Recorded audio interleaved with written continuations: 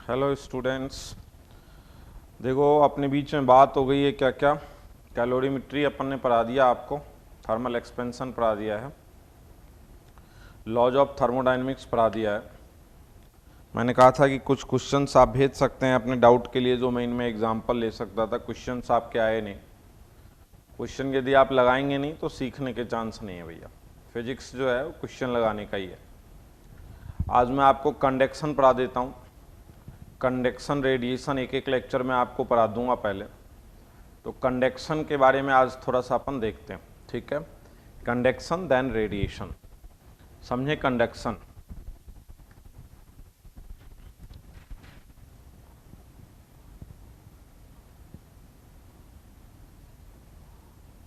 बहुत important chapter है thermodynamics, properly पढ़ें तो अच्छा है।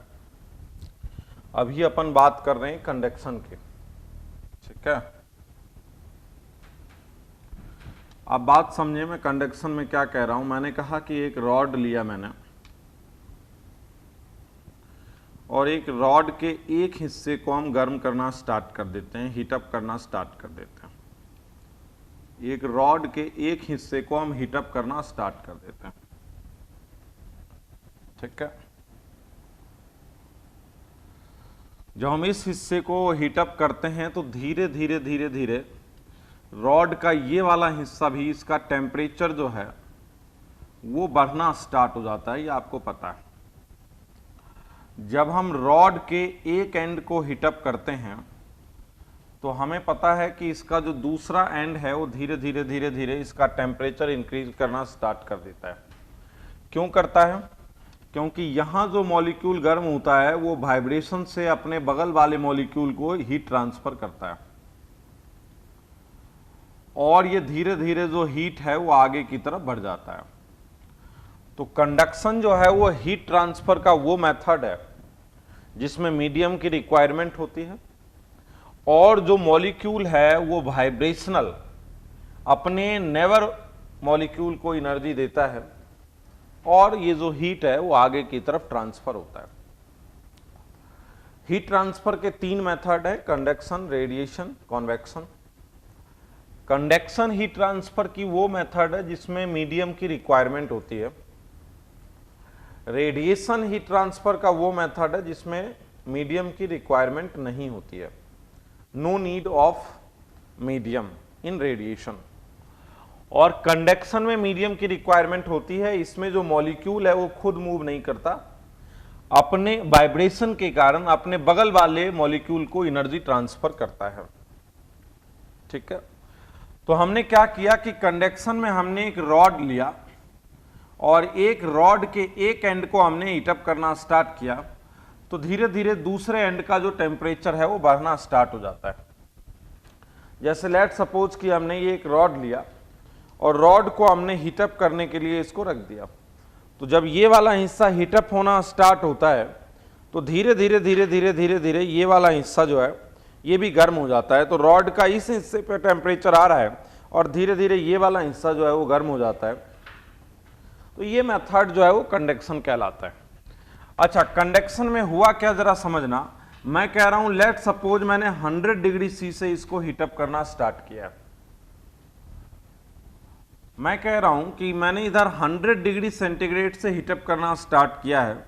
तो इनिशियली क्या हुआ होगा जरा पहले मैं उसकी स्टडी कर रहा हूं। क्या हुआ होगा यदि मैं इधर टेम्परेचर और लेंथ के साथ, यदि मैं ग्राफ खींचूं टेम्परेचर और लेंथ का, मतलब टेम्परेचर प्रोफाइल, टेम्परेचर और लेंथ का यदि मैं ग्राफ खींचूं, तो मैं कह रहा हूं सबसे पहले इधर पहले वाले रॉड का जो था इस एंड का टेम्परेचर T1 है, और इनिशियली इस रॉड का टेम्परेचर कुछ रहा होगा। आप मेरी बात समझेंगे। ये लेंथ L है, ये 0 है। मैं कह रहा हूं कि इनिशियली ये वाला 100 डिग्री सी पर था। हमने इसको 100 डिग्री सी पर हीटअप करना स्टार्ट किया, और दूसरा एंड जो था वो इनिशियली 30 डिग्री सी पर था, रूम टेम्परेचर पर था। मेरी बात समझें। जब मैंने इस रॉड को गर्म करना स्टार्ट किया तो इसका ये वाला जो एंड है, ये वाला एंड मैंने 100 डिग्री सेंटीग्रेड पर रख दिया और उस समय जो सेकेंड एंड है वो 30 डिग्री सेंटीग्रेड पर, मैंने कहा कि रूम टेम्परेचर पर, एनवायरनमेंट के टेम्परेचर पे था। ठीक है, अब धीरे धीरे धीरे धीरे ये वाला जो टेम्परेचर है वो इंक्रीज करना स्टार्ट करेगा। धीरे धीरे ये वाला टेम्परेचर, तो ये वाला पहले 30 था, फिर ये वाला 40 हो गया, फिर ये वाला 50 हो गया, फिर ये वाला 60 हो गया। एक खास टेम्परेचर पे जाने के बाद ये धीरे धीरे पहले 30 से 40 हुआ, 40 से 50 हुआ, 50 से 60 हुआ, और धीरे धीरे एक खास टेम्परेचर पे जाने के बाद temperature becomes constant. Temperature becomes constant, ये कहलाता है स्टडी स्टेट। ये जो स्टेट कहलाती है ये स्टडी स्टेट है। मैं कह रहा हूं पहले टेम्परेचर प्रोफाइल ये था, फिर ये हुआ, फिर ये हुआ और फिर ये हुआ। मतलब जो सेकेंड एंड का टेम्परेचर है L बराबर 0 पर टेम्परेचर T1 है, और L पर जो टेम्परेचर है वो पहले 30 था, 40 था, 50 था, 60 था। तो जो टेम्परेचर है वो धीरे धीरे इंक्रीज करना स्टार्ट किया सेकेंड एंड का, और सेकेंड एंड का जब टेम्परेचर धीरे धीरे इंक्रीज करना स्टार्ट किया तो टेम्परेचर कांस्टेंट हो जाता है, उसको कहते हैं स्टडी स्टेट। तो ये किस तरह से सेकेंड एंड का टेम्परेचर बढ़ा है वो मैंने शो किया है। अच्छा, अब मैं स्टडी कर रहा हूं किसकी? स्टडी स्टेट के। स्टडी स्टेट की अपन स्टडी कर रहे हैं। बात समझना, क्या होता है स्टडी स्टेट में? हम बात कर रहे हैं अब किसकी? स्टडी स्टेट के। बात समझना, स्टडी स्टेट में क्या होता है? स्टडी स्टेट में क्या हुआ कि ये वाला हिस्सा जो है इसका टेम्परेचर हो गया T1 और इसका टेम्परेचर हो गया T2। इस वाले हिस्से का जो टेम्परेचर हो गया वो हो गया T1 और इस वाले हिस्से का जो टेम्परेचर हो गया T2। In steady state temperature of all cross section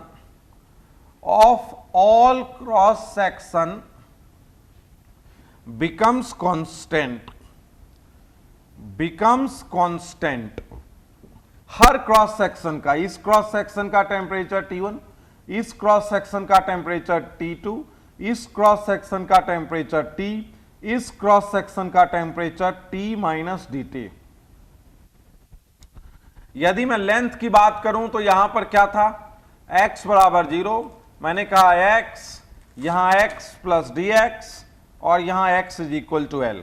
मैं x एक्सिस पर यदि लेंथ के बढ़ने की बात करूंगा तो x एक्सिस पर लेंथ किस तरीके से बढ़ेगा? यहां पे हो जाएगा x बराबर 0 और यहां x प्लस dx और यहां पर x is equal to L। तो मैं कह रहा हूं temperature of all cross section becomes constant. हर क्रॉस सेक्शन का जो टेम्परेचर है ये कांस्टेंट हो जाएगा। तो अच्छा, ये बताओ टेम्परेचर ग्रेडियंट क्या हो गया? टेम्परेचर ग्रेडियंट क्या हो गया? यहां पे temperature gradient, change in temperature, तो माइनस dt बाई dx हो गया यहां temperature gradient. Decrease in temperature with length, तो टेम्परेचर कितना घटा? dt से घटा, और लेंथ कितना बढ़ा? dx। तो टेम्परेचर ग्रेडियंट क्या हो गया यहां पे? माइनस dt बाई dx हो गया टेम्परेचर ग्रेडियंट। तो टेम्परेचर ग्रेडियंट हो गया यहां पे माइनस dt बाई dx। ठीक है, ये हो गया टेम्परेचर ग्रेडियंट। ओके, अब देखो मैं कह रहा हूं रेट ऑफ हीट ट्रांसफर। बात समझना, रेट ऑफ हीट ट्रांसफर कह रहा है कि टेम्परेचर हर क्रॉस सेक्शन का कांस्टेंट हो जाता है। मतलब अब ये हीट नहीं लेगा, अब जो भी हीट आएगा वो आगे की तरफ मूव कर जाएगा। क्यों? क्योंकि इधर से हमने हीट देना स्टार्ट किया और हर क्रॉस सेक्शन का जो टेम्परेचर है, ईच क्रॉस सेक्शन का जो टेम्परेचर है वो कांस्टेंट हो गया है। तो क्या होगा? जितना हीट इधर से आएगा उतना हीट इधर से फ्लो हो जाएगा। भाई हीट यदि देंगे तो टेम्परेचर बढ़ना चाहिए, और हर क्रॉस सेक्शन का टेम्परेचर कांस्टेंट हो गया है। तो अब क्या होगा? स्टडी स्टेट के केस में जितना हीट इधर से हम देंगे वो इधर से फ्लो कर जाएगा। तो rate of heat transfer, rate of heat flow D Q by D T proportional होता है क्रॉस सेक्शन एरिया के टेम्परेचर डिफरेंस के, इनवर्सली प्रोपोर्शनल होता है लेंथ के। Rate of heat transfer proportional होता है क्रॉस सेक्शन एरिया के टेम्परेचर डिफरेंस के और इनवर्सली प्रोपोर्शनल होता है लेंथ के। ठीक है,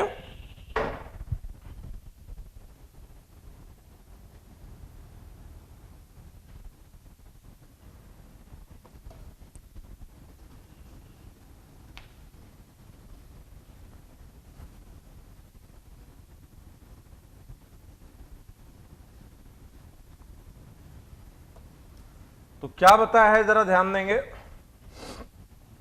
D Q by D T is equal to हो जाएगा K A T one minus T two by L, K A T one minus T two upon L, ये हो जाएगा रेट ऑफ हीट ट्रांसफर।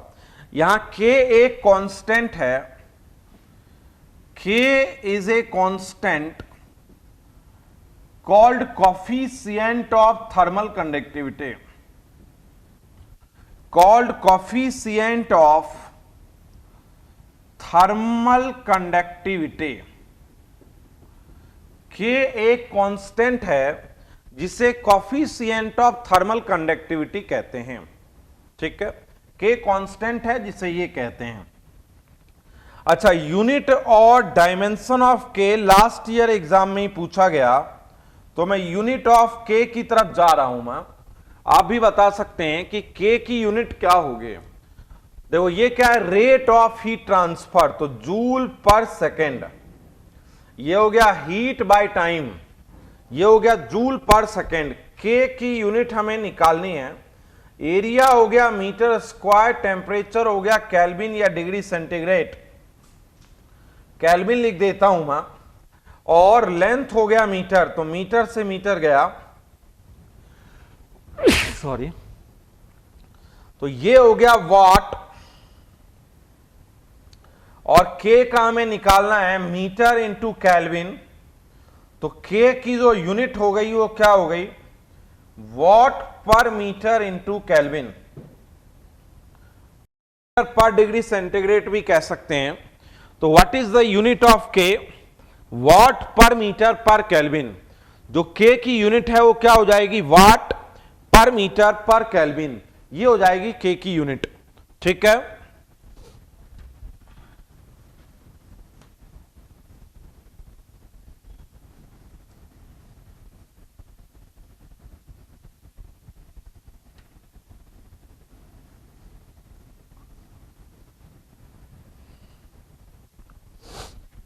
तो ये के हो जाएगा वाट। अच्छा, इसकी डायमेंशन क्या हो जाएगी, के की डायमेंशन क्या हो जाएगी के की, जरा ये बताओ।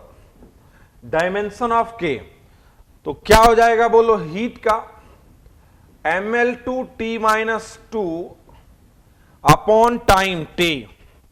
के का हमें निकालना है, के का हमें निकालना है ये, और एरिया का क्या हो जाएगा बोलो एल स्क्वायर, टेम्परेचर का क्या हो जाएगा बोलो थीटा, और लेंथ का क्या हो जाएगा एल।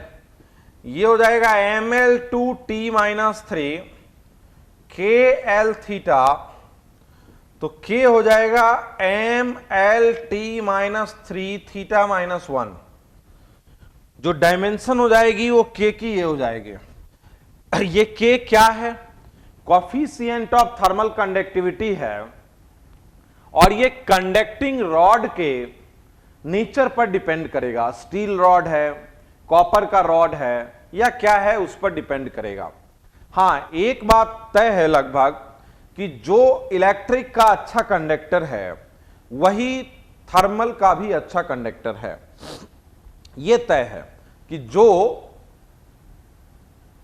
इलेक्ट्रिक का एक बेहतर कंडक्टर है वो थर्मल का भी एक अच्छा कंडक्टर है, लेकिन ये उसके नेचर पर डिपेंड करता है। कोफिशिएंट ऑफ थर्मल कंडक्टिविटी जो है डिपेंड ऑन नेचर। ठीक है, तो किस रेट से हीट का ट्रांसफर होगा, D Q by D T is equal to K A T one minus T two upon L. इस रेट से हीट का ट्रांसफर होगा। अब हम इसकी स्टडी पर और जाते हैं।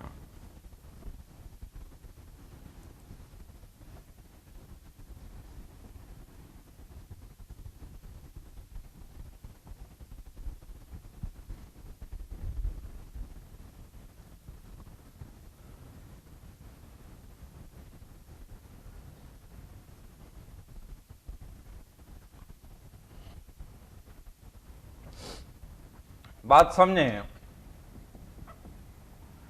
मैं इसकी स्टडी पर जा रहा हूं। मैंने कहा ये रॉड है, ये T1 है, ये T2 है, इस हिस्से का टेम्परेचर T है, इसका टेम्परेचर T माइनस dt है, ठीक है।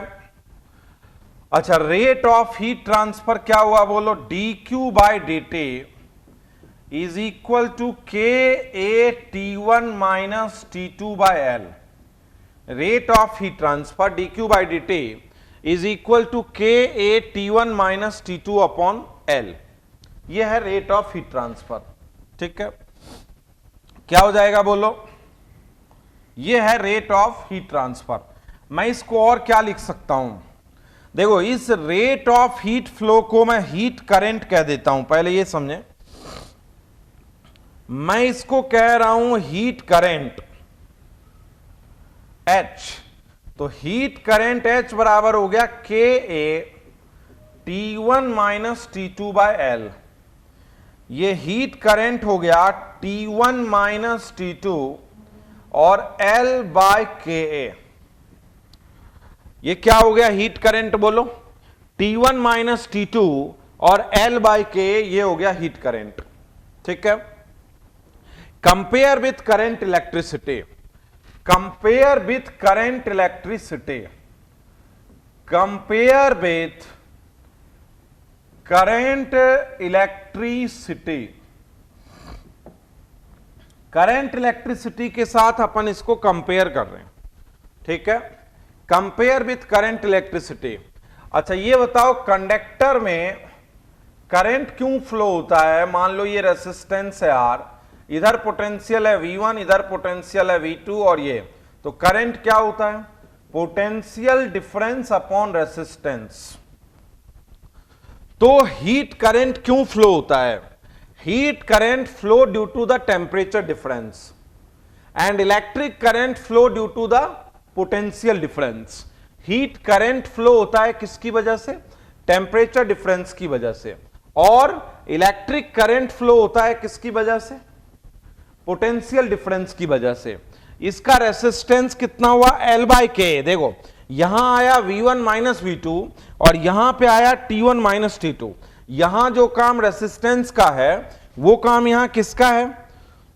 वो काम यहां L बाय KA का है। जो काम यहां रेसिस्टेंस का है, वो काम इधर L बाय KA का है। तो कंपेयर करेंगे तो हीट रेसिस्टेंस की वैल्यू क्या आई? हीट रेसिस्टेंस जो है वो किसके बराबर है? L बाय KA के बराबर है। हीट रेसिस्टेंस हमने लिख दिया, किसके इक्वल लिख दिया? तो मैं हीट रेसिस्टेंस को RH भी कह देता हूं और ये हमने लिख दिया L बाय KA की जगह लिख दिया। ये हो गया हीट रेसिस्टेंस। ये हमने कंपेयर कर लिया है किसके साथ? कंपेयर किया है करंट इलेक्ट्रिसिटी के साथ। क्लियर है बात? ठीक है। अब मैं सीरीज कॉम्बिनेशन की तरफ जा रहा हूं कि सीरीज कॉम्बिनेशन यदि दो रॉड का हो तो क्या हो सकता है। उससे पहले एक छोटे एग्जांपल पे भी हम जा सकते हैं।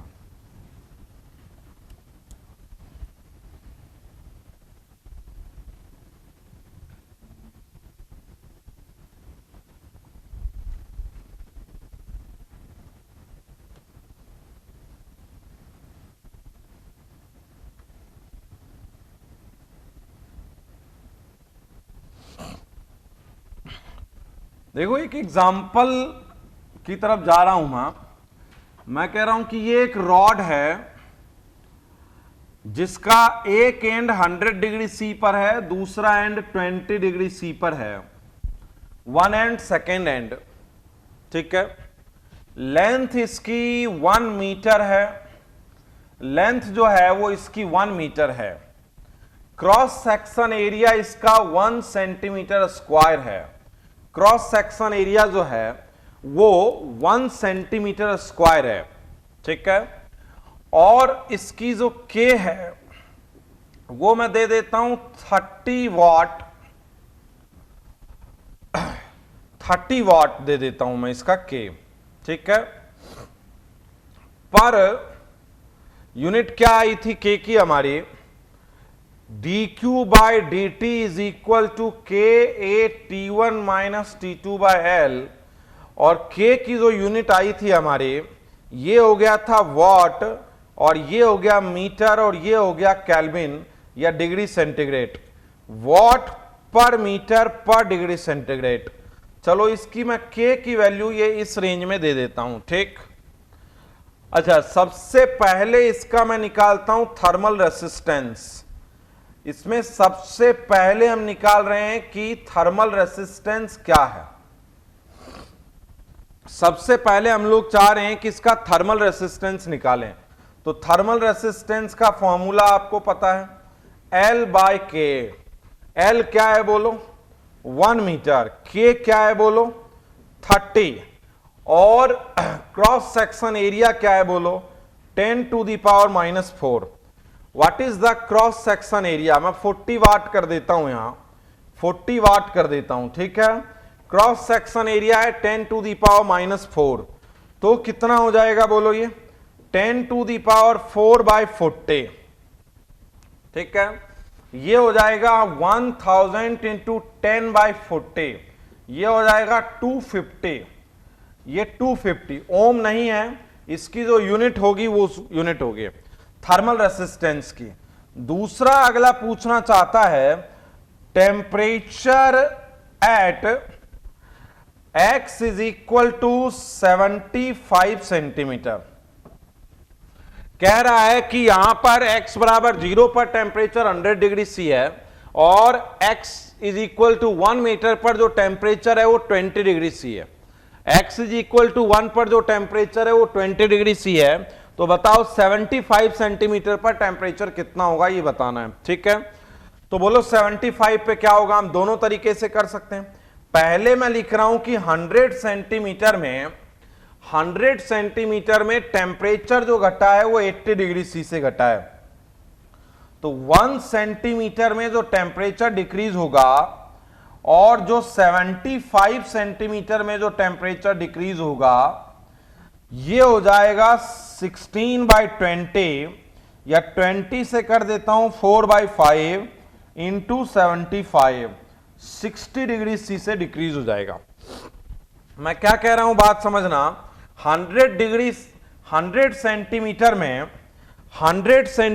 में जो डिक्रीज हुआ है वो इतने से हुआ है, ठीक है। 100 सेंटीमीटर में जो डिक्रीज हुआ वो 80 डिग्री सी से हुआ, 1 सेंटीमीटर में जो डिक्रीज हुआ वो इतने से हुआ, तो 75 सेंटीमीटर में 60 डिग्री से डिक्रीज होगा। So temperature at x is equal to 75 centimetre, 100 में घटा दो 60, ये हो जाएगा 40 डिग्री से, ठीक है। क्योंकि लीनियरली वेरी कर रहा है। कैसे वेरी कर रहा है, लीनियरली वेरी कर रहा है, तो टेम्परेचर निकालना है 75 सेंटीमीटर पे। अच्छा, इसका टेम्परेचर प्रोफाइल कैसा होगा, इसका जो टेम्परेचर प्रोफाइल होगा, वैल्यू मैंने अपने हिसाब से ली हुई है सिर्फ एक एग्जाम्पल के लिए। तो टेम्परेचर प्रोफाइल टेम्परेचर और लेंथ में ग्राफ होता है, और ये हो गया 100 डिग्री सी, और ये यहां पर आते आते ये चला जाएगा 20 डिग्री से 100 सेंटीमीटर पे, 100 सेंटीमीटर पे, तो टेम्परेचर प्रोफाइल इसका इस तरीके का होगा। तो this is the temperature profile, ठीक है। अब हम आगे बात करते हैं,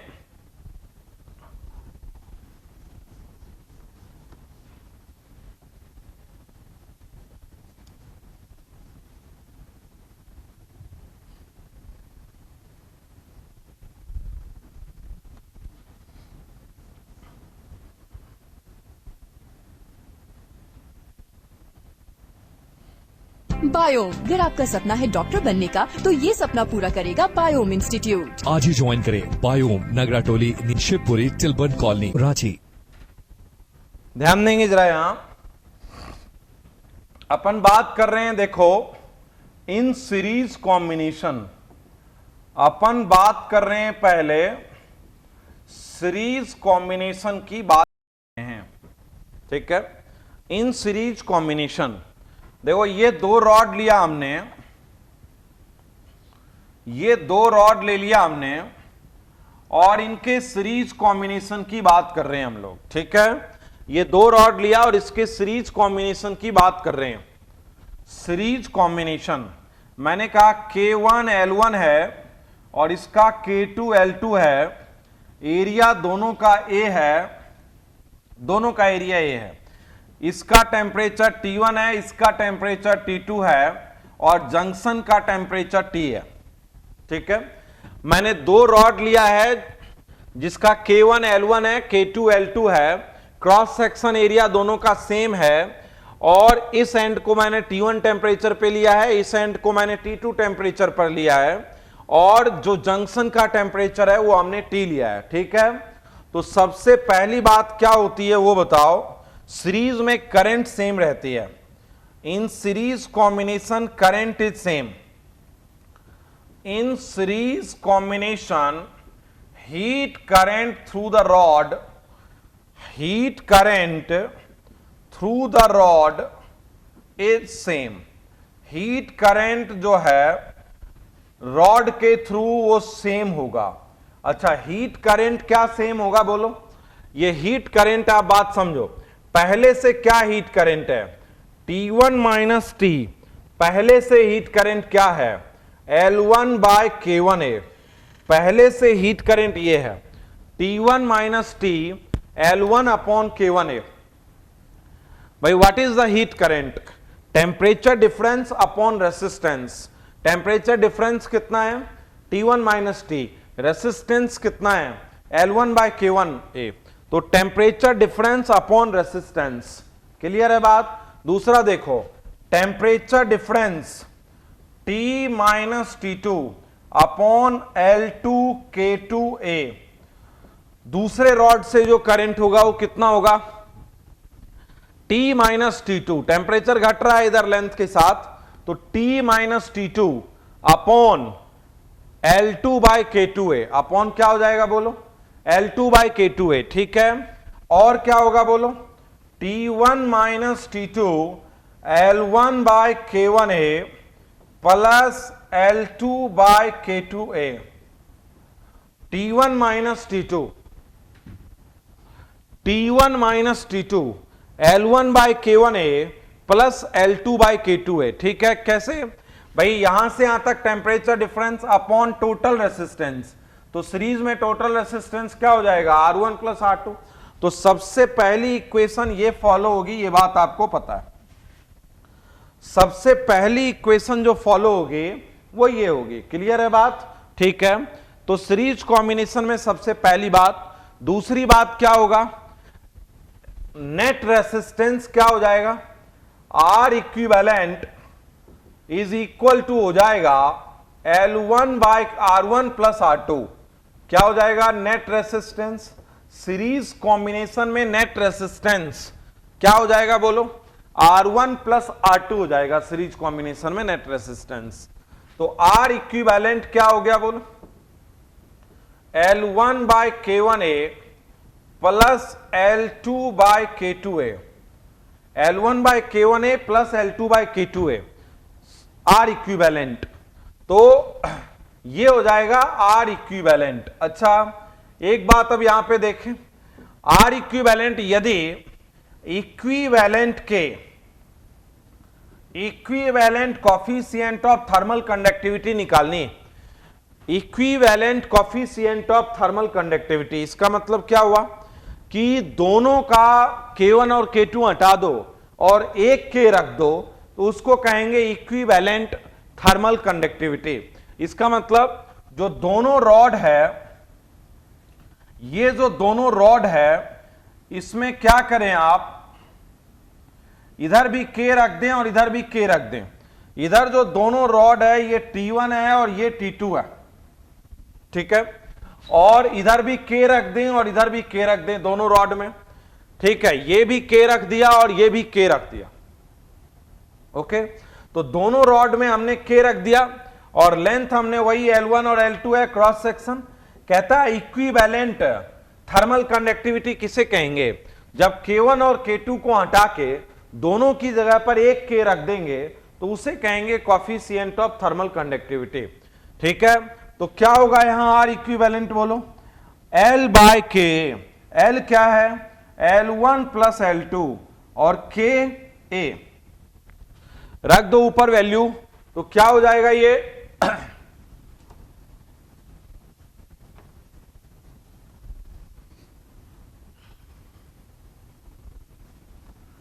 ये क्या हो जाएगा, जरा बात समझना, ये हो जाएगा L1 plus L2 by K A is equal to L1 by K1A plus L2 by K2A।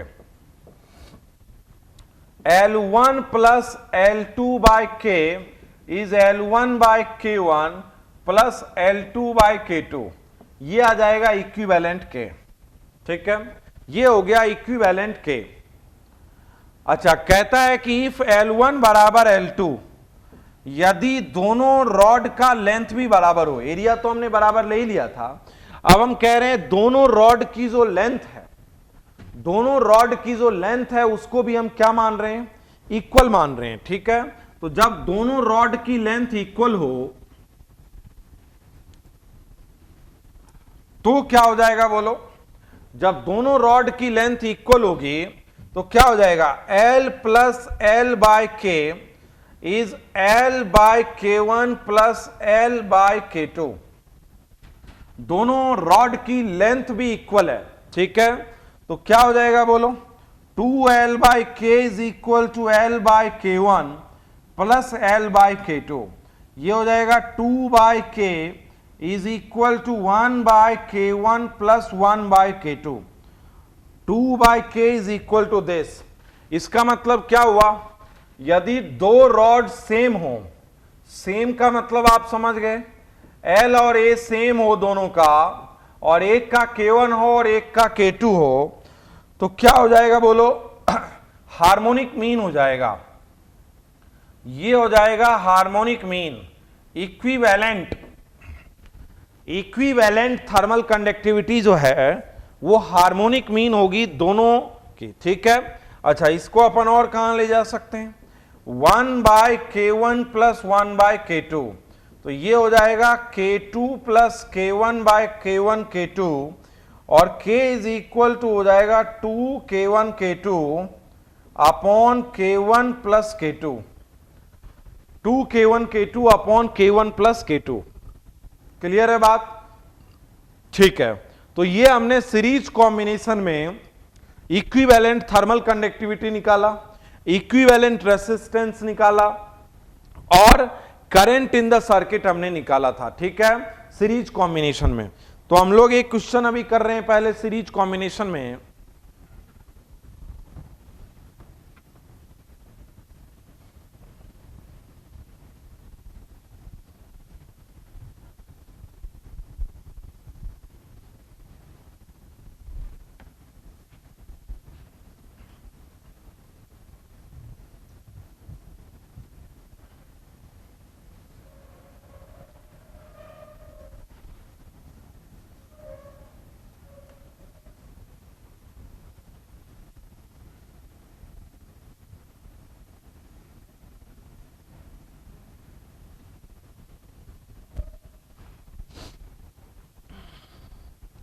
ठीक है, जैसे मैं एक एग्जांपल बता रहा हूं, जरा बात ध्यान देना। मैंने कहा ये एक, इसकी थर्मल कंडक्टिविटी K है, लेंथ इसकी L है, क्रॉस सेक्शन इसका एरिया A है। ठीक है, ये वाला टेम्परेचर 200 डिग्री सेंटीग्रेड है। ये एक दूसरा रॉड है, इसका ये 2K है, लेंथ इसका L है, या लेंथ इसकी L है, क्रॉस सेक्शन एरिया A है, और ये वाला टेम्परेचर जो है वो 40 डिग्री से है। Find temperature of junction, find temperature of junction, junction का टेम्परेचर हमें फाइंड करना है। ठीक है, हमें जो है वो जंक्शन का टेम्परेचर फाइंड करना है। क्लियर है बात? तो इसका रेसिस्टेंस क्या हो जाएगा बोलो, L बाय K, और इसका रेसिस्टेंस क्या हो जाएगा, L बाय KA। इसके रेसिस्टेंस को यदि आप R मान लेते हैं तो इसका रेसिस्टेंस 2R हो जाएगा। भाई इसका L बाय के, इसका K डबल है तो L बाय 2K। तो यदि इसके रेसिस्टेंस को हम R एज्यूम कर लेते हैं, इसके रेसिस्टेंस को हम R एज्यूम कर लेते हैं, तो इसका रेसिस्टेंस जो है वो क्या हो जाएगा, 2R हो जाएगा। ठीक है, तो ध्यान देंगे जरा आंसर पर।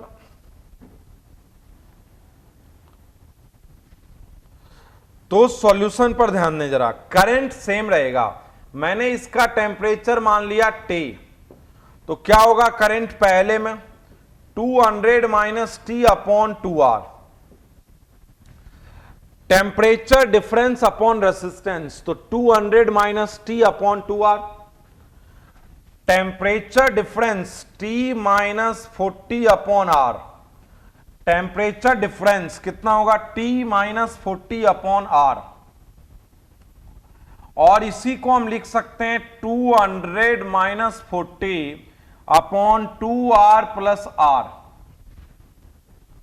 Temperature difference 200 minus 40 upon 2R plus का R। ठीक है, 200 माइनस का 40, 2R और R। ठीक है, तो क्या हो जाएगा बोलो, ये बात समझे। सीरीज में है तो सीरीज में क्या सेम रहेगा, करंट सेम रहेगा सीरीज में। तो सीरीज में जब करंट सेम रहेगा तो क्या होगा बोलो, पहले से करंट क्या होगा 200 minus T upon 2R, T minus 40 upon R, और क्या होगा 200 minus 40 upon 2R plus R।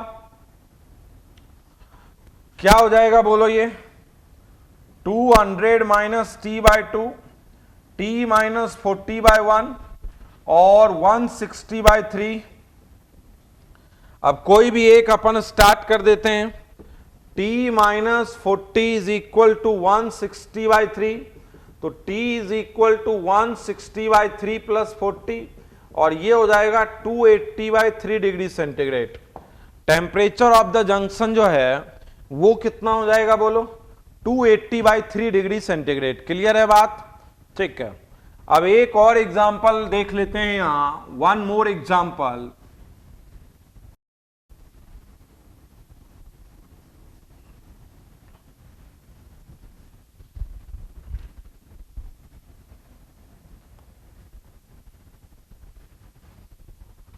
One more example, जरा यहां पर एक बार गौर करना। जैसे मैं एक एग्जाम्पल ले रहा हूं, बात समझना। एक रॉड है जिसका लेंथ हमने ले लिया K1, इधर K ले लिया, KLA, और हमने एक और रॉड है जिसको हमने ले लिया 2KLA, और हमने एक और रॉड ले लिया, ये ले लिया 3KLA। यहां टेम्परेचर हमने कर दिया 240 डिग्री सेंटीग्रेड, और यहां हमने टेम्परेचर कर दिया 30 डिग्री सेंटीग्रेड। हमें बताना है T1, हमें बताना है T2, और एक ग्राफ खींचना है टेम्परेचर प्रोफाइल का। एक टेम्परेचर प्रोफाइल का ग्राफ भी खींच लेना है। ठीक है, ये सिचुएशन है, बात समझेंगे जरा। तो क्या होगा इसमें T1 और T2 बताने में, बोलो क्या होगा। 240 माइनस T1 अपॉन इसका रेसिस्टेंस क्या होगा L बाय K। इसका रेसिस्टेंस क्या होगा बोलो, रेसिस्टेंस इसका क्या होगा L बाय 2K, और इसका रेसिस्टेंस क्या होगा L बाय 3K। वही रख दो चलो, तो L बाय K इसका रेसिस्टेंस। दूसरा बोलो T1 minus T2 L bye 2K। तीसरा बोलो T2 minus 30 upon L by 3K। क्या बोल रहा हूं मैं कि 3 रॉड है, तो 3 रॉड में क्या होगा, एक से करंट इज इक्वल टू दूसरे से करंट इज इक्वल टू तीसरे से current is equal to resultant current. एक से करंट इज इक्वल टू दूसरे से करंट इज इक्वल टू तीसरे से current is equal to resultant current. ठीक है, तो क्या हो जाएगा बोलो यहां पर, ये हो जाएगा। ठीक है, तो ये हो जाएगा 240 minus 30 upon L by KA plus L by 2KA plus L by 3K। Resultant से करंट क्या होगा, total temperature difference upon total resistance.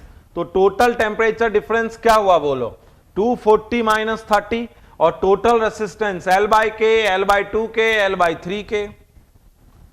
ठीक है, तो आप बात समझते रहे।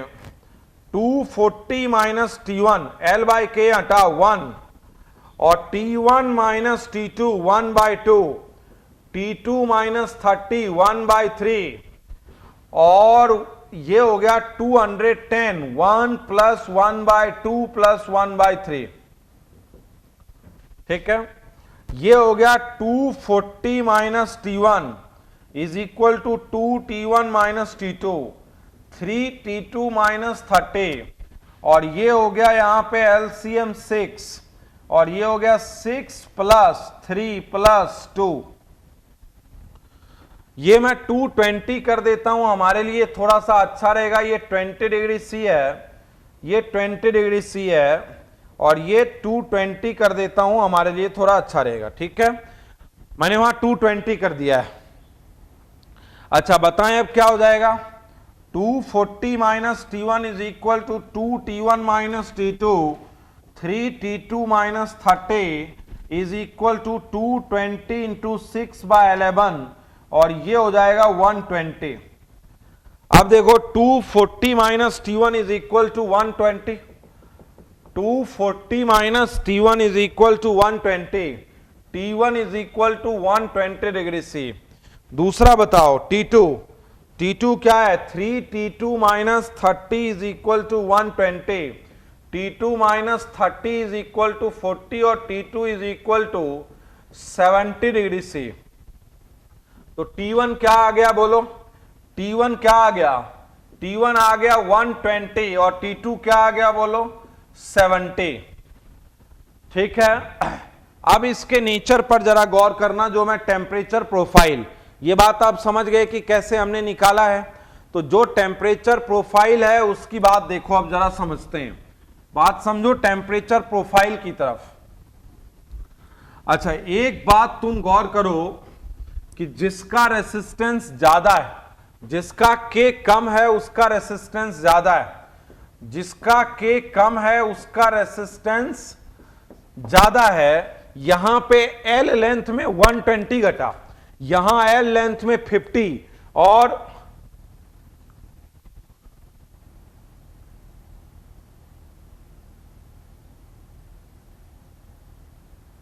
ठीक है, कैलकुलेशन हमें एक बार देख लेना होगा। T1 120 आ गया, ठीक है कोई बात नहीं। टेम्परेचर प्रोफाइल में मैं जो समझाना चाह रहा हूं कि इस तरह से हम इसके टेम्परेचर को घटता हुआ लेंगे। इसको समझाने के लिए एक और मैं लूंगा पहले, लेकिन यहां तक ये जरूर समझ में आया था कि लेंथ, जिस लेंथ ने K जिसका रेसिस्टेंस ज्यादा है उसका ये ज्यादा घटेगा, बस इसमें इतना ही मेन बात ध्यान करने की है। ठीक है, रेसिस्टेंस पे टेम्परेचर डिफरेंस पे डिपेंड करता है। तो हमने ये देखा जिसका ये है उसके स्लोप पर काफी कुछ डिपेंड कर जाता है। ठीक है, तो जिसका रेसिस्टेंस ज्यादा है उसका थोड़ा ज्यादा घट रहा है, बस इसमें ध्यान देने की बात इतनी सी है। अच्छा एक और बात ध्यान देंगे जरा,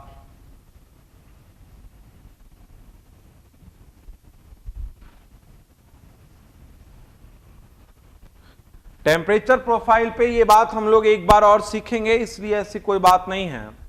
अभी हम पैरेलल कॉम्बिनेशन की बात करेंगे, अभी हम बात करेंगे पैरेलल कॉम्बिनेशन ऑफ रॉड के।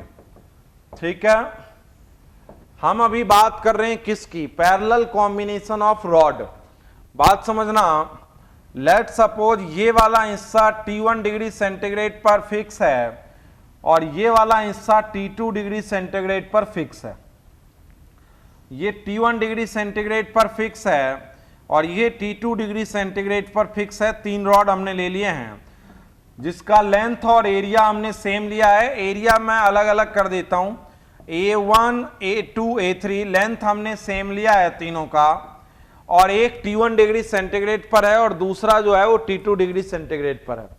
पैरेलल कॉम्बिनेशन में हीट करंट से जो है वो अलग अलग होता है, पोटेंशियल डिफरेंस सेम होता है। तो इन पैरेलल कॉम्बिनेशन,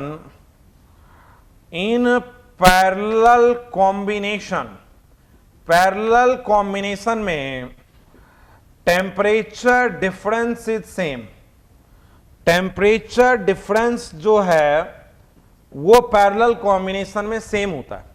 जो टेम्परेचर डिफरेंस है वो पैरेलल कॉम्बिनेशन में क्या रहता है, सेम रहता है। ठीक है, अच्छा तो आप बात समझें, पहला रेसिस्टेंस क्या है, टेम्परेचर डिफरेंस सेम होगा। पहली बात मैं कहता हूं इक्विवेलेंट रेसिस्टेंस क्या होगा, 1/R बराबर 1/R1 plus 1/R2 plus 1/R3, क्योंकि पैरेलल में जो इक्विवेलेंट रेसिस्टेंस होता है, पैरेलल में जो इक्विवेलेंट रेसिस्टेंस होता है वो क्या होता है, 1/R is equal to 1/R1 plus 1/R2 plus 1/R3। तो R क्या हो जाएगा बोलो, R R हम देखते हैं, पहले मैं R1 लिख देता हूं, L/K1A1। मैं इसका लिया है मैंने K1, इसका लिया है मैंने K2 और इसका लिया है मैंने K3। तो R1, R2 क्या हो जाएगा बोलो, L/K2A2 और R3 क्या हो जाएगा, L/K3A3। पहले रॉड का रेसिस्टेंस क्या हो जाएगा, L/K1A1 पहले रॉड का रेसिस्टेंस, दूसरे रॉड का रेसिस्टेंस L/K2A2, तीसरे रॉड का रेसिस्टेंस L/K3A3। ठीक है, तो इक्विवेलेंट यहां देखो 1/R बराबर 1/R1, 1/R1 L/K1A1, तो K1A1 ऊपर चला जाएगा, तो ये हो जाएगा K1A1/L और ये हो जाएगा K2A2/L और ये हो जाएगा K3A3/L। इक्विवेलेंट के इसका मतलब क्या होगा कि तीनों को हटा दो, इसका एरिया A1 है, इसका एरिया A1 है, इसका एरिया A2 है और इसका एरिया A3 है, और तीनों को K लिख दो। इसका एरिया A1 है, इसका एरिया A2 है और इसका एरिया A3 है, और तीनों के बदले एक इक्विवेलेंट K रख दें, तीनों के बदले यदि एक इक्विवेलेंट K रख दें तो अपन उसको क्या कहेंगे, इक्विवेलेंट थर्मल कंडक्टिविटी। तो क्या होगा इक्विवेलेंट थर्मल कंडक्टिविटी, रेसिस्टेंस क्या हुआ बोलो, L/KA, एरिया क्या हो गया, A1 plus A2 plus A3। ठीक है, तो कंपेयर करो 1/R से मिला के इसको, 1/R से जब आप इसको कंपेयर करेंगे तो कितना हो जाएगा बोलो, 1/R KA1 plus A2 plus A3 by L is equal to हो जाएगा K1A1/L plus K2A2/L plus K3A3/L। K बराबर हो जाएगा K1A1 plus K2A2 plus K3A3 upon A1 plus A2 plus A3, A1 plus A2 plus A3, ये हो जाएगा total. Clear है बात? अच्छा ये बात आप समझ गए, इक्विवेलेंट के हमने कैसे निकाला है। अच्छा ये बताओ कि if A1 equal to A2 equal to A3 हो, यदि ये सारे एरिया बराबर हो, सभी एरिया जब बराबर होंगे तो K क्या हो जाएगा बोलो, K1A plus K2A plus K3A upon A plus A और K हो जाएगा K1 plus K2 plus K3 by 3, K1 plus K2 plus K3 by 3 हो जाएगा ये। क्लियर है बात? ठीक है, K1 plus K2 plus K3 upon 3। Okay, अब इस बात को जरा समझेंगे एक बार। ये एक बार अभी आ भी चुका है,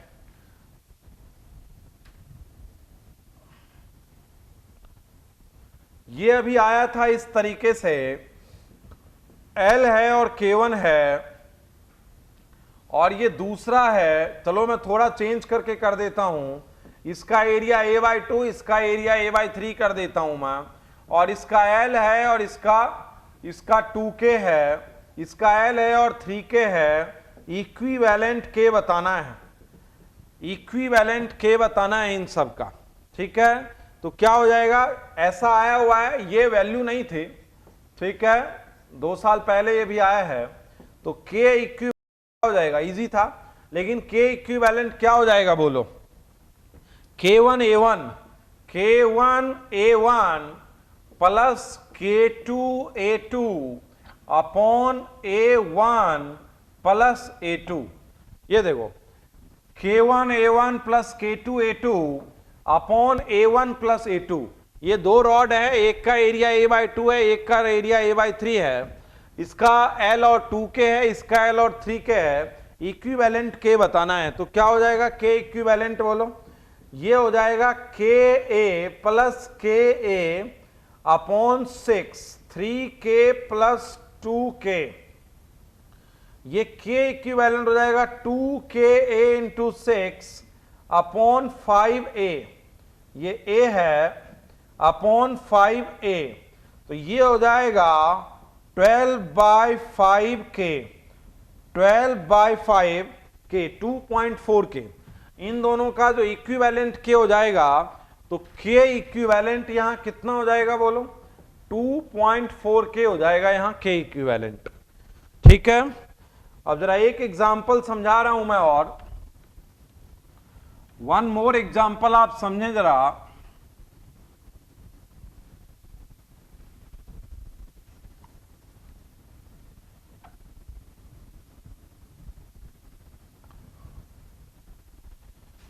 अब एक और एग्जांपल जरा समझेंगे आप बात। ये 3 रॉड है, ये 3 रॉड है यहां,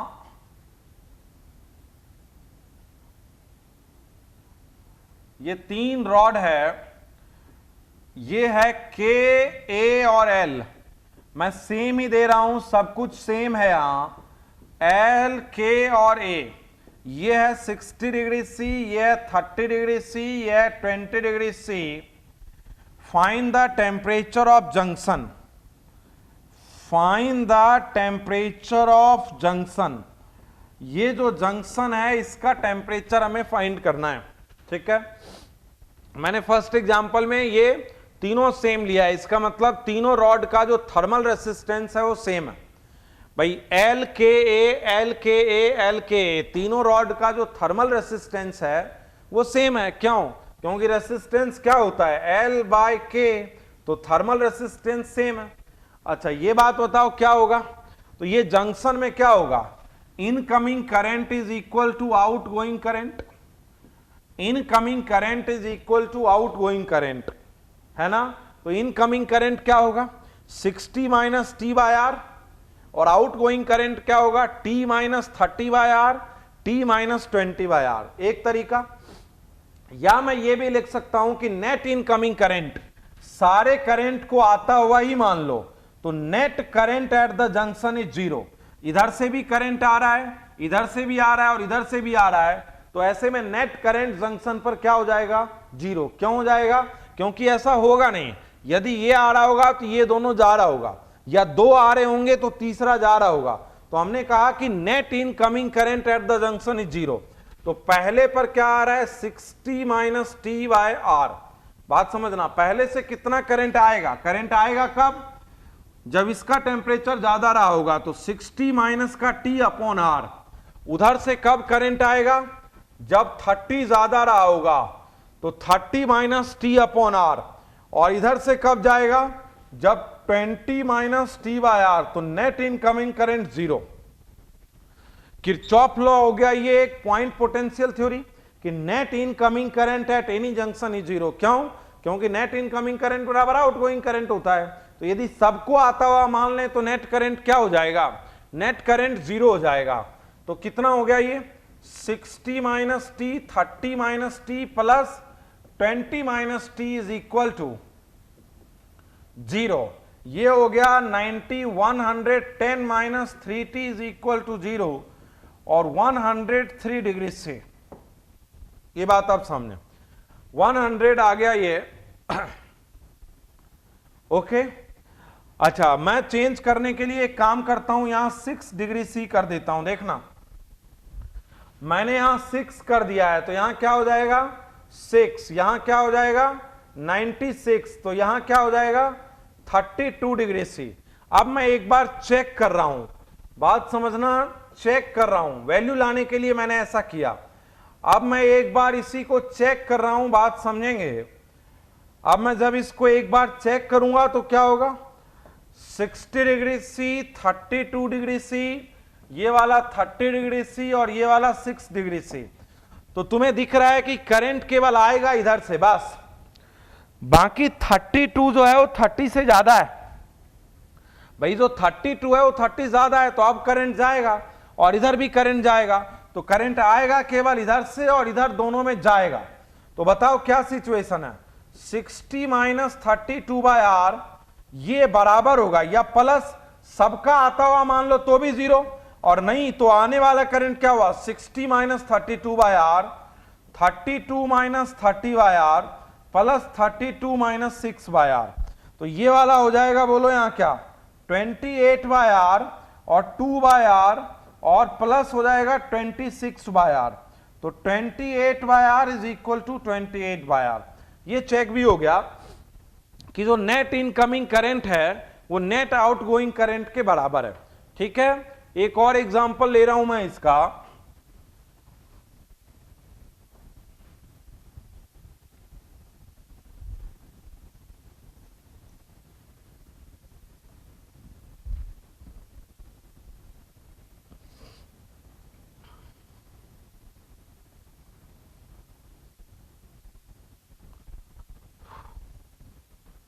एक और एग्जांपल ले रहे हैं, बात समझना जरा, वन मोर एग्जांपल।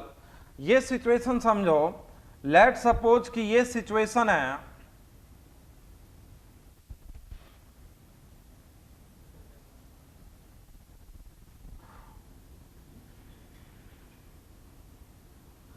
ये सिचुएशन है, इस बार मैंने कर दिया KLA, 2KLA और 3KLA। टेम्परेचर हमने कर दिया यहां पर 120 डिग्री सी, 50 डिग्री सी और 70 डिग्री सी या 20 डिग्री सी। इस बार बताना है टेम्परेचर ऑफ जंक्शन। क्या बताना है इसमें, इसमें बताना है टेम्परेचर ऑफ जंक्शन बताना है हमें। ठीक है, टेम्परेचर ऑफ जंक्शन बताना है इसमें। बात समझे, टेम्परेचर ऑफ जंक्शन क्या हो जाएगा बोलो, इसके सॉल्यूशन पर ध्यान दें। नेट इनकमिंग करंट को मैं 0 मान लेता हूं। नेट इनकमिंग करंट क्या होगा, 120 minus T by L by KA। ठीक है, resistance plus 50 minus T upon L by KA। इधर से कितना करंट जाएगा, 120 minus T upon resistance L by KA। इधर से कितना करंट जाएगा, 50 minus T upon L by 2KA। इधर से कितना करंट जाएगा, 20 माइनस टी, इधर से जाएगा 20 minus T upon L by 3KA और इज इक्वल टू हो जाएगा 0। नेट इनकमिंग करंट जो है वो क्या हो जाएगा, 0 हो जाएगा। तो ये क्या हो गया, 120 माइनस टी बाय R प्लस 50 minus T upon R by 2 करना पड़ेगा मुझे इसको, या L बाय K हटा दो तीनों से, L बाय K हटाई दो और ये इसको ऊपर कर दो, क्या हो जाएगा बोलो, 120 minus T plus double of 50 minus T plus triple of 20 minus T is equal to 0। इसका 2 ऊपर चला जाएगा, इसका 3 ऊपर चला जाएगा और L बाय K कॉमन आकर के हट गया है। ठीक है, तो क्या हो जाएगा बोलो, ये 120 minus T plus 100 minus 2t प्लस 60 minus 3t is equal to 0। ये क्या हो जाएगा, 220 और 80, 280 माइनस 325 और एक 6t इज इक्वल टू 0। तो 6t इज इक्वल टू 280 और t is equal to 140 by 3 degree centigrade. हम चाहें तो इसको चेक भी कर सकते हैं। 140 बाई 3 जब आया है तो कुछ बातें यहां क्लियर हो गई हैं। 20 से ज्यादा है लेकिन इससे कम है, तो इसमें इधर से करंट आएगा, इधर से करंट आएगा और इधर करंट जाएगा। समझ रहे हो बात, इधर से करंट आएगा, इधर से करंट आएगा और इधर की तरफ करंट जाएगा। ये बात क्लियर हो गई है। लेकिन हमने इनिशियली सबको आता हुआ माना और नेट करंट को हमने क्या कर दिया है, 0 कर दिया है। ठीक है, एक और एग्जांपल समझते हैं।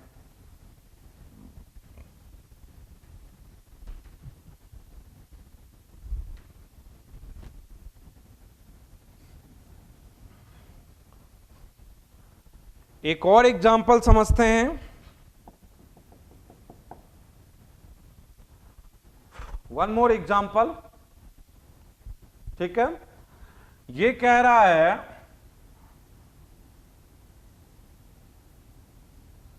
इसका K1 है, इसका K2 है, इसका K3 है, इसका K4 है। 5 आइडेंटिकल रॉड लगे हुए हैं A B C D।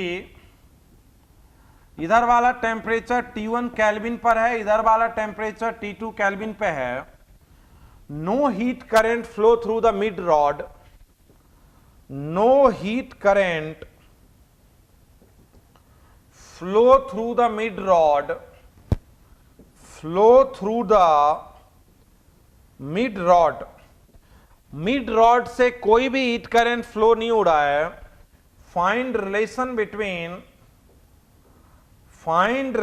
Between K1, K2, K3, K4, K5, इनमें रिलेशन बताना है। ठीक है, आइडेंटिकल रॉड हैं LA और LA आइडेंटिकल रॉड हैं इस तरीके से। ठीक है, अब बताना है तो क्या होगा, बोलो कब हीट करंट फ्लो नहीं होगा। इधर टेम्परेचर T1 केल्विन है और इधर T2 केल्विन है, तो करंट जाएगा। जब व्हीट स्टोन ब्रिज बनेगा, एक तरीके से रेसिस्टेंस ही तो है भाई, ये वाला है क्या, रेसिस्टेंस है। तो रेसिस्टेंस में मिड वाले से करंट कब फ्लो नहीं होता, जब ये बाय ये इज इक्वल टू ये बाय ये।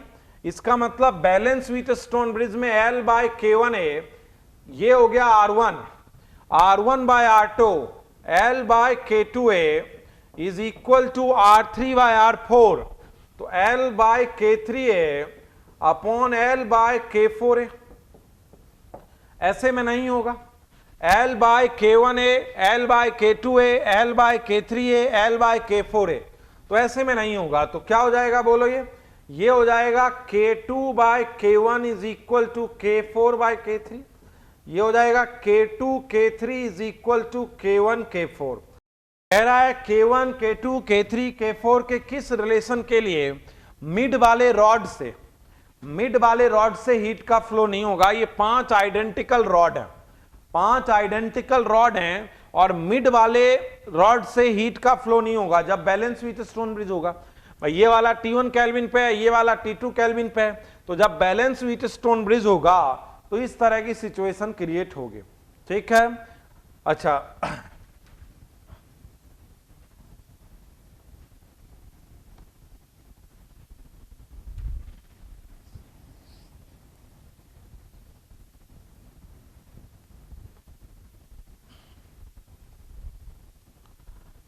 क्लियर है बात।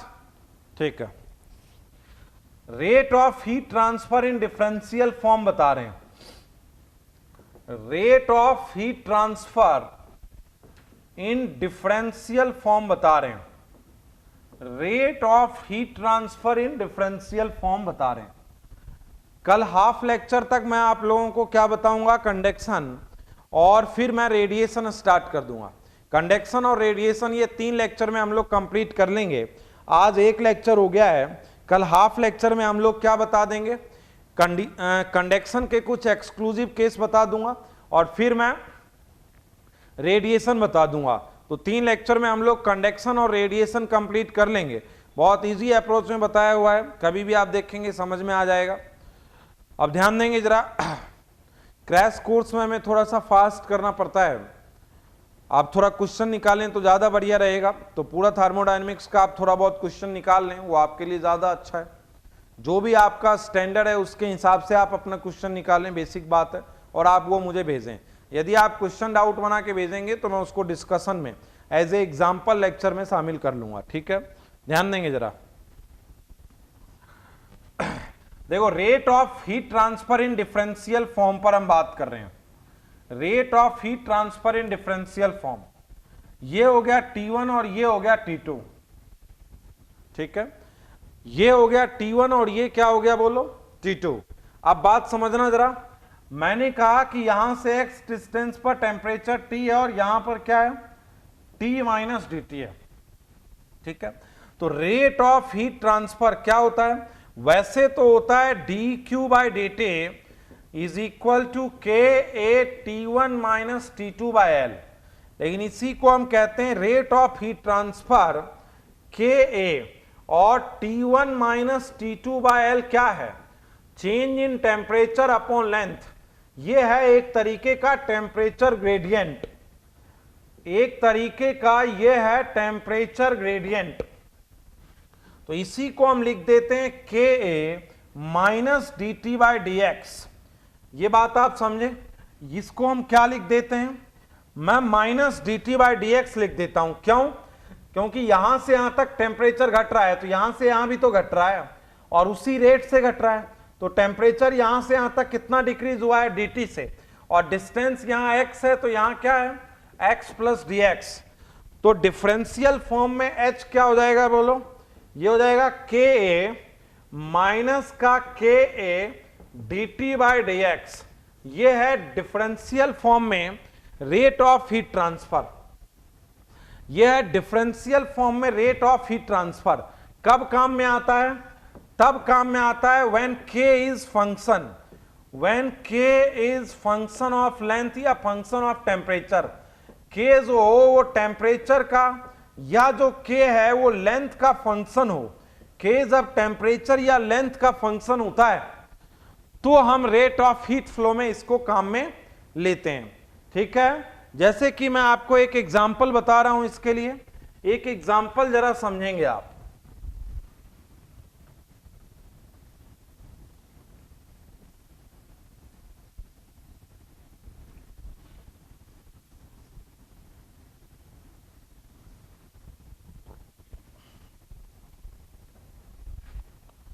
बहुत बेसिक बात मैं फिर बोल रहा हूं कि आपको बहुत सारा पार्ट पढ़ाया जा चुका है, ठीक है। एग्जांपल से मैं स्टार्ट करूंगा कल। कैलोरीमेट्री का वीडियो देखें आप, बहुत इजी गोइंग, एक्चुअली इजी पढ़ाने का ही होता है अपना।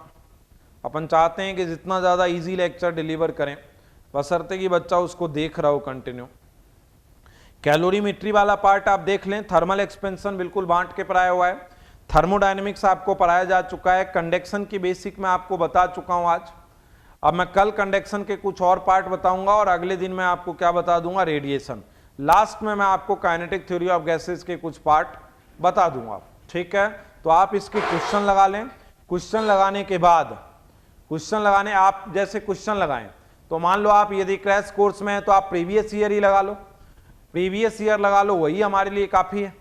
तो आप कुछ नहीं करना चाहते हैं तो 2010 से 2019 तक का प्रीवियस ईयर का पेपर लगा करके आप मुझे डाउट भेजें, मैं वही डिस्कशन कर दूंगा थर्मोडायनेमिक्स में।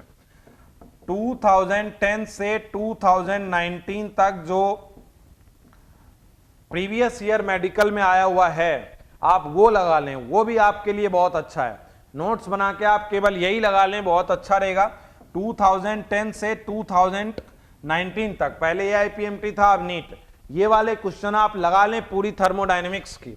मैं आपको बता चुका हूं, कैलोरीमेट्री बता चुका हूं, और क्या बता चुका हूं, थर्मल एक्सपेंशन बता चुका हूं, थर्मोडायनेमिक्स बता चुका हूं, और क्या बता चुका हूं, कंडक्शन बता चुका हूं। तो आप इन चैप्टरों के लगा लें। कल मैं रेडिएशन पे आ जाऊंगा और फाइनली मैं आपको केटीजी बता दूंगा। तो आप इन चैप्टरों का 2010 से 2019 का प्रीवियस ईयर लगा लें, वही आप होमवर्क मान लें, ठीक है। और इसमें से जो डाउट आए वो आप मुझे भेज दें कट करके, मैं उसको क्लासरूम में डिस्कशन में आपका एग्जाम्पल बना लूंगा। क्लियर है बात? बहुत बेसिक बात है, स्टूडेंट की जो डाउट है उसे ही मैं जनरली एग्जाम्पल बनाता हूं। क्लियर है बात? तो आप ये वाला पार्ट सॉल्व कर लें और इसी को अपन एग्जाम्पल बना लेंगे, ठीक है। तो कल मैं कंडक्शन से कंटिन्यू रखूंगा और एक और लेक्चर लगेगा, तो 2 लेक्चर में हम कंडक्शन और रेडिएशन वाला पार्ट हम लोग कंप्लीट कर लेंगे, ठीक है।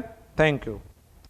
बायोम मेडिकल 2018 में रांची से बेस्ट एंड हाईएस्ट रिजल्ट देने वाला सिर्फ मेडिकल प्रिपरेशन का संस्थान biome, a leading institute for pre medical exam. और अगर आपका सपना है डॉक्टर बनने का, तो ये सपना पूरा करेगा बायोम इंस्टीट्यूट। आज ही ज्वाइन करें Biome, Nagratoli near women's college and Shivpuri Tilburn colony, opposite spring city mall, Hinoo, Ranchi.